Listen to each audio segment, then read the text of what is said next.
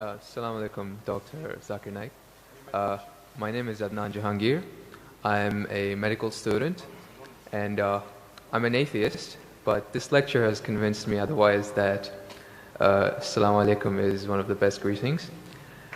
My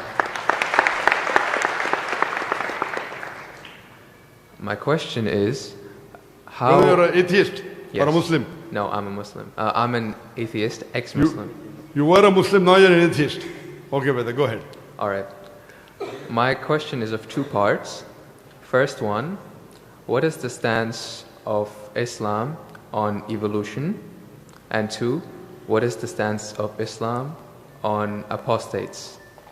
The first one, it's how does Islam deal with evolution when as I'm a medical student, my professors, when they show me the skulls of how humans have evolved throughout millions of years, from Homo habilis to Homo erectus to us Homo sapiens, and when they show proof of how evolution has taken place over the years, how do you disprove that when it is fact? It is not theory or it is not a hypothesis anymore.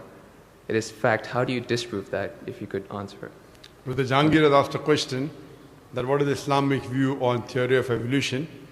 And brother, if I reply to you, then will you come back to the fold of Islam? If it's a convincing enough answer. If I give a convincing reply, will you come back to the fold of Islam? Inshallah. Inshallah. Good. Brother Jahangir has asked a question. He said you are the Muslim and now he's an atheist. And he asked, what is the view of the theory of evolution? For complete, you can refer to my talk on Quran and modern science, which covers in the question and answer session theory of evolution. As far as the question on theory of evolution is come, there is no book so far that I have read which talks about fact of evolution. Theory of evolution means the theory. And when we talk about theory of evolution, we start thinking of Charles Darwin. He wrote a book called The Origin of Species. And in that book, he says that he went on a ship by the name of HMS Beagle, and he went on an island by the name of Calotropis, and there he saw birds pecking in niches. Now, depending upon the niches, the holes they pecked, the beak became short and long. Based on this observation, he propounded his theory of evolution. He propounded his natural selection. And Charles Darwin, he wrote a letter to his friend Thomas Thompson in the 19th century. And he said that I do not have proof as far as my theory of evolution is concerned. There are missing links. But because it helps me in rudimentary organ, it helps me in classification, I have propounded this theory.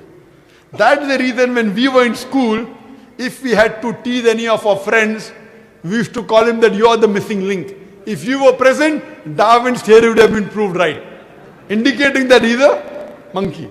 We used to fool around. So there is no proof regarding Darwin's theory at all. It's a theory, it's not a fact. Now in most of the schools, they teach Darwin theory as though it's a fact because they don't have any alternative. Because of that. But no scientist at all can say for sure. Yes, there are many scientists who support Darwin's theory. But as far as recent times are concerned, most of the scientists today they do not agree with Darwin's theory. As far as you talked about the 4 waves of hominoids. First was the Iceman, then was the Neanderthal man, then was the Cro-Magnon. All these that you find, there is no link between them. There is no link whatsoever. According to P.P. Grassi, who held the chair of the evolutionary studies in Paris Sorbonne University, he said, it is letting your imagination run too wild to assume, based on few studies on the vestiges, on the skeletons, to think that we have been created from ape. There is no link at all among all these 4. So Darwin propounded. Now many things of Darwin is correct. For example, life was created from water. That Quran also says in Surah Anbiya chapter number 21 verse number 30. The Quran says, وَجَعَلْنَا مِنَ الْمَاءِ كُلَّ شَيْءٍ أَفَلَا يُؤْمِنُونَ. We have created everything from water. Every living thing from water. Will you not then believe? So this is correct. So many things of Darwin is correct. But as a whole, everything is not true. That we have been evolved for apes, then not at all. If there was evolution today, we should be having some people who are in between monkeys and human beings. You don't find that in any museum. Brother Jangir, if it's true that species have been evolving, today we should find some species at least which are in between the human beings and the men. I would request the audio technician to increase the volume a bit. The audio technician, wherever he is, can you increase the gain, please? Jazakallah. Jazakallah shukran. That will have less strain on my vocal cords. So all these today, even according to molecular biology, according to the specialist of molecular biology, they say it is absurd to think that our DNA of the human beings have been evolved from ape. It's not possible at all. There are many books written against Darwin's theory. Now just because there is no substantial fact, that's the reason in school yet you teach about Darwin's theory. But if you read the latest researches, most of the scholars today do not believe in Darwin's theory as a whole to be correct. No scientist today yet believes. Very few, there may be few. But the majority, they disagree that we have been created from apes. And that's what the Quran says, that we believe in the theory of creation, not in the theory of evolution. The theory of creation, not the theory of evolution. Or rather, I should say the fact of creation. Hope that answers the question, brother. No. So where was the question? What did you not understand? What you say, it is true. It was true. 150 years ago, it was true. It's not Darwin's theory anymore. 150 years of research has said that it's not once. He was just the one who started the ideology of evolution. It has gone over loads, 150 years worth of research with the latest scientific advancements, that it's not what you're saying. When my professor shows me proof, it's not just from apes, which is completely certain. When you see proof how the common cold evolves pathogen, like when it changes its own morphology just to keep up to date with today's vaccines, it's evolving its defense mechanisms against today's latest vaccine. Brother, that's let me tell you one thing. Right there. Let me tell you one thing. It's not Darwin's theory anymore. Let me tell you one thing, brother. I am a medical doctor. And there are many researches being done. If it turns out to be a fact, it has to come in the medical college. It is in the medical college. I'm taught this in university. Sorry? I'm taught evolution in university. It's not in school anymore. I'm talking about medical. University, you learn about theories and researches. Even in medical, you learn about theories and researches. Once it becomes a fact, it comes into textbooks of medicine. I don't know of any textbook of medicine in any college in the world which says that we have been evolved. It is all these are theories, and I know the research is being done. Even Darwin's theory never came in the medical textbook. And even what you're talking about, I know there are new and new researches being coming on. But none of them yet has proved it to be a fact of evolution. The statement by itself, theory of evolution, means it's a theory.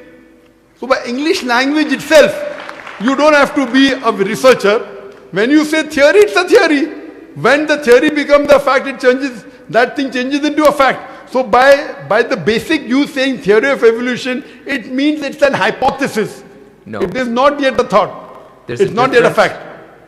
There's a difference between hypothesis and theory. A theory is something in science that has the highest honor. When something gains the word theory, it's fact. The theory, in theoretical terms, it's the theory of gravity, but we don't say it, we just say it fact. Same way, we say the fact of gravity. Sorry, what did you say? Theory of what? Gravity. If you say it in theoretical terms, but it's no theory of gravity. It's a law of gravity. I'm sorry. I'm sorry. It's the law of evolution. I'm sorry. Your knowledge of science is very weak.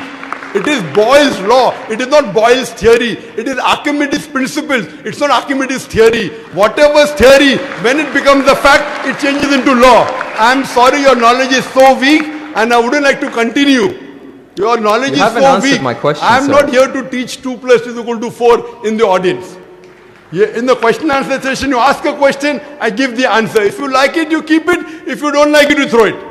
Okay, just the thing is that if your knowledge is so weak, you're saying theory is the highest thing in science. I'm sorry, you're absurd. I'm a medical doctor. Theory is the highest thing in science. I'm very sorry, brother. If someone I'm very sorry. Theory is never the highest thing in science. If you think just because they're going to a university or coming to fool the people here, I'm not. I'm totally sorry. Theory, if it becomes a fact, and if the theory becomes a law, it may reach a high standard. But theory by itself, it's a theory, it's a hypothesis. Once it gets converted, it becomes a law, it becomes a fact. Newton's law, it becomes a fact, it becomes a law. I'm sorry to say that by itself, calling it a theory means it is not yet an established fact. The heart pumps blood. Is it a theory or is it a fact? It's a fact. No, Because there's the proof. theory of heart pumping blood. Theory of heart pumping blood now. Now, if I'm going to teach you English language here, I feel you are wasting the time of the people. Surely, if you can't understand simple English, that what's the difference between the theory, that theory is the highest thing in science, then I'm sorry, you'll have to go back and learn science. What about the